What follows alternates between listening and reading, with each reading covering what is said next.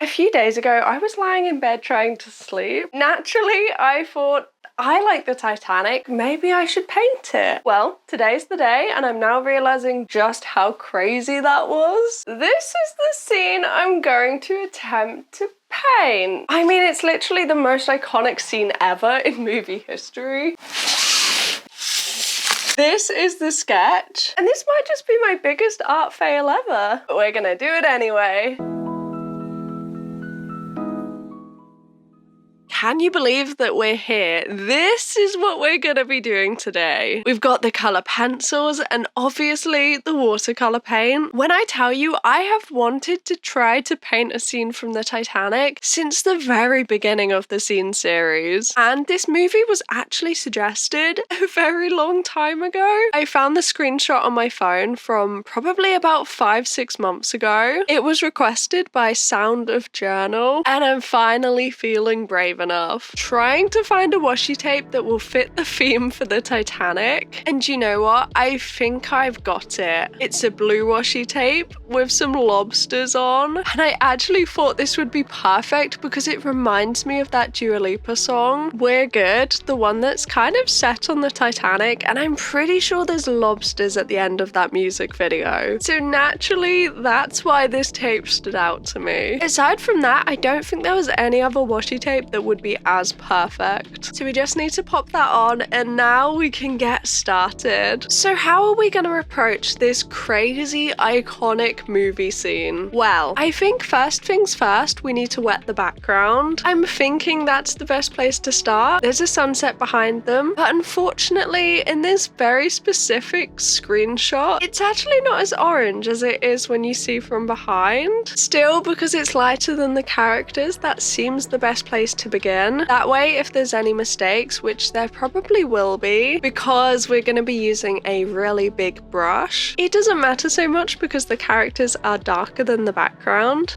But I am scared. This is an iconic movie scene, and I think there's going to be a lot of challenges today. For starters, we're currently working wet on wet, and with this technique, a lot of it really depends on the paper that you're using and how quickly you can work. Immediately, this slowed me down because as you can see, I had to use water around each of the characters just so it didn't go into their skin. And the second challenge, this is a slightly controversial opinion. I'm not a huge fan of the Etcher hot pressed paper. There aren't that many 100% cotton sketchbooks that you can choose from, so you can't really be too picky. I liked the cold pressed, but it had a little bit too much texture for my liking. And I also found that there was a lot of transfer when I used that one. So naturally, I thought the hot pressed would be a nice smooth version to go for. But it's not just smooth, the paper works differently. I can't quite explain it, but the hot pressed paper, it just can't handle very many layers. And the paint never seems to seep into the paper. A lot of the time it sits on top. That means sometimes when I'm adding multiple layers, even if the layers are completely dry, it can slightly budge what's underneath, which is a challenge, especially because this painting here is probably gonna need a lot of layers. The background is completely filled in and it's looking a little bit muddy already. I kept using the paintbrush, I kept touching it as it was drying, and then I had to reach for the hairdryer just to make sure that we had time to complete this painting in one day. But as I'm sure you can imagine, using a hairdryer is not ideal for watercolor. The background dried patchy. Obviously, it's a hairdryer, it does that. But unfortunately, it's winter time in the UK and okay, I did a light wash of watercolor the other day and honestly, I did it right at the very beginning of this video that I was filming. It was like a practice piece on the side and it did not dry right up until the moment I finished filming that video. I'm talking, I painted on this piece of paper a very simple simple loose thing at like 9 o'clock in the morning, and it was not dry by 2 p.m. That is how cold it is at the moment in the UK. So obviously a hairdryer was necessary, but that means the background is a bit patchy. The other challenge with this painting is that it's not realism. My art style isn't realism. I don't think it ever will be. It's not the kind of style that draws me in, and seeing as I like using watercolor, and I like using watercolor in quite a messy way usually, that's kind of impossible to do to make something also look realistic. Another big struggle is the size that we're working on, the scale of this painting. Already I am struggling. Both Kate Winslet and Leonardo DiCaprio are about the size of my thumb on this page. They are tiny, and I have no clue how I'm gonna make their faces look good. I don't like using small paintbrushes and trying to get detail in, and this is so small that I think it's going to be pretty impossible with watercolor. Unfortunately, because this is an iconic pose, I felt like I had to get the whole pose in. Often I will just crop something accidentally, but I really worked hard to get the entire pose into this piece, but I don't know how we're gonna do this. Still, I'm painting the Titanic. It had to be this scene, right? And yes, I did rewatch the movie again for like the 30th time, of course. I had to familiarize myself with the movie again if we're going to be talking about it. If you haven't seen the Titanic, well, basically the ship sinks. It's based on a true story, but you're actually following a romance. I mean, if you haven't seen it, you really should. It's one of the most iconic films of all time. It's one that you should watch. It has everything. It has the romance. It's very sweet, but then it's also incredibly tragic. And whilst I love the majority of the film, that final hour and a half when the ship is sinking is so sad. It's a complete tonal shift.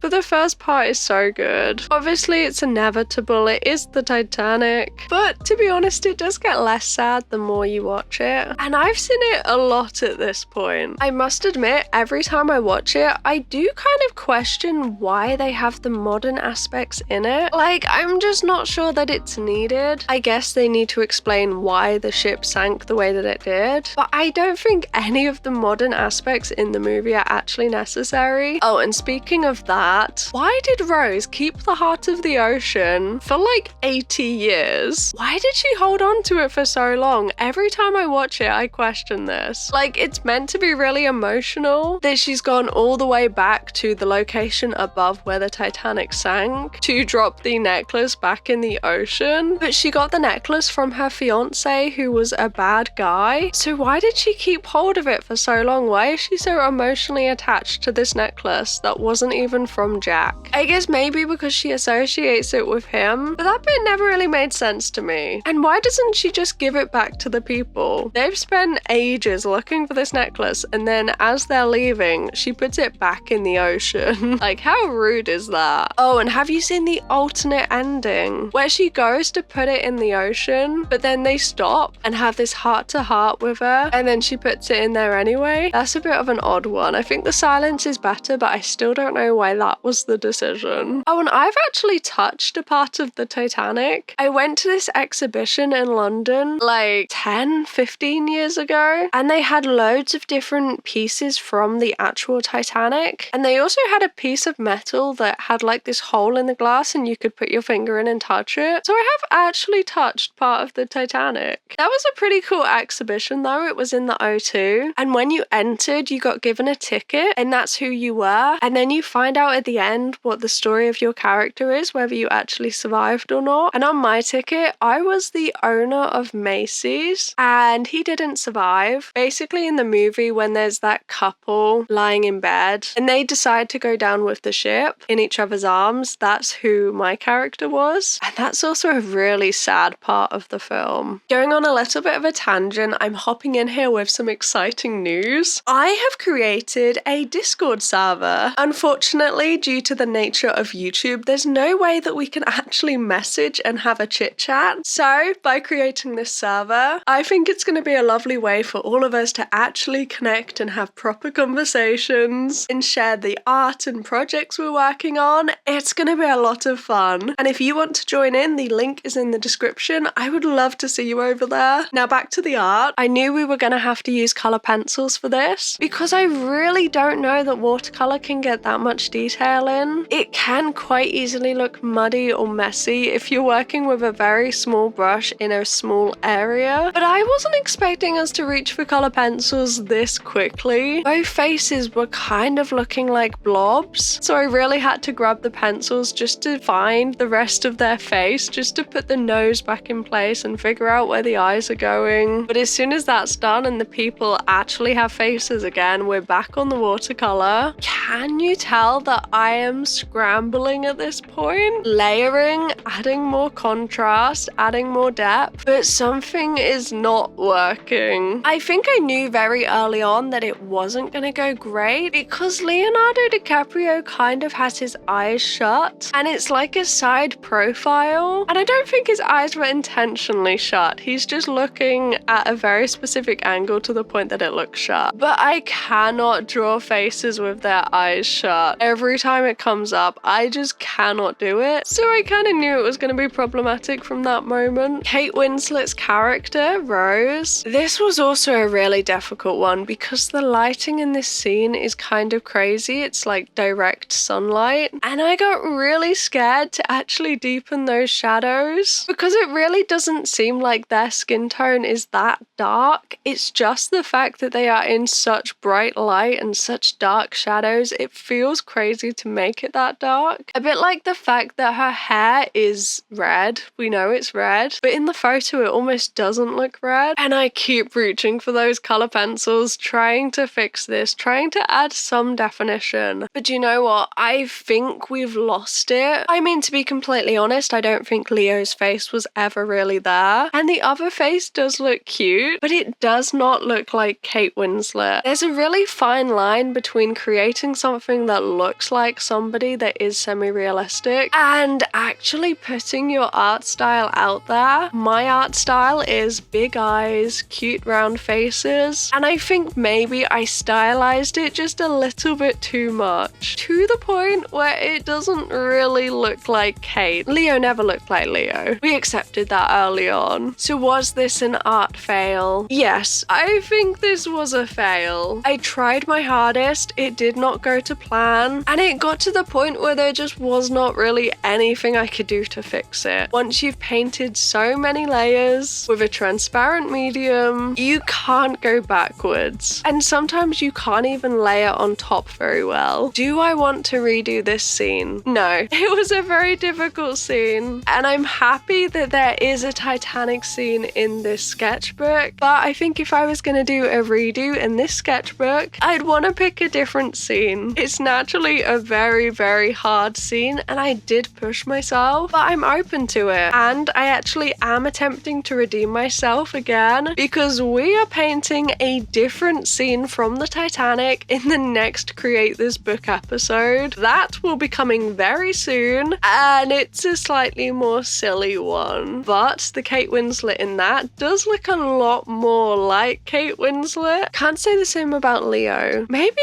it's his face. I mean, he has his eyes pretty much shut in that one too. Maybe if I redo a scene, we should pick one where they both have their eyes open, because that's really where my art style comes across. And it would be easier. So yes, this was a fail. Is it the end of the world? No. It's a little bit disappointing. If I was going to repaint this exact scene over again, it would need to be on bigger paper, 100% cotton, cold pressed, and a little bit more zoomed in so the faces are bigger. If both of the faces are the size of my entire hand, I think I would be able to do it. This is very small. This is too small for me. Arches paper, A3, I think I could do it. Still, it was fun to experiment. I like the look. I like how light this piece is. I think I overdid it with the color pencils, and I think I stylized it a bit too much. It's a learning experience. They're not all gonna go fantastic, and that's okay. okay. It's good to push yourself, but it doesn't always go to plan. In order to grow, you need to experiment, but when you experiment, there's a big chance things can go wrong. Well, anyway, here's the completed painting. Would you try painting anything as crazy as this? Let me know which movie you'd like to see me paint in future, and I might add it to the list.